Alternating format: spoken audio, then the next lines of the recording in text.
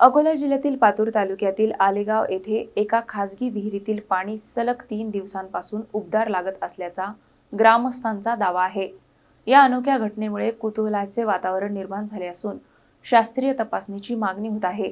अकोला जिल्ह्यातील पातूर तालुक्यातील आलेगाव येथे एका खासगी विहिरीतील पाणी उबदार लागत असल्याचा दावा समोर आला आहे। अरुण मुर्तडकर यांच्या मालकीच्या या विहिरीतील पाणी गेल्या 3 दिवसांपासून स्पर्शाला उबदार लागत असल्याचे सांगितले जात आहे।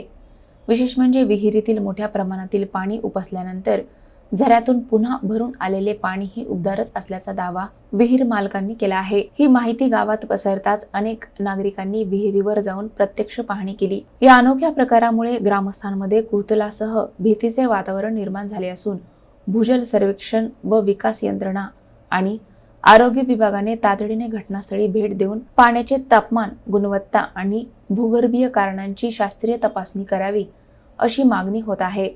मात्र या घटनेबाबत अद्याप कोणत्याही शासकीय यंत्रणेने अधिकृत खुलासा केलेला नाही। 3 दिवसापासून आमच्या घरामध्ये पाणी गरम येत आहे।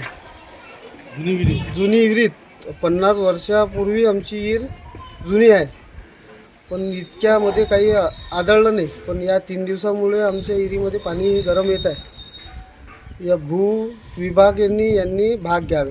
आमच्या घरी एक खूप पूर्वी काळापासून विहीर आहे। त्या विहिरीत गरम पाणी झालेले आहे। त्यामुळे आम्हाला खूप भीती वाटावीशी वाटत आहे। त्यामुळे तुम्ही संबंधित विभागाला कळवावी की आमची हे कार्यक्रम आम्हाला तुम्ही आमचा मागणी पूर्ण करावी अशी आमची विनंती आहे।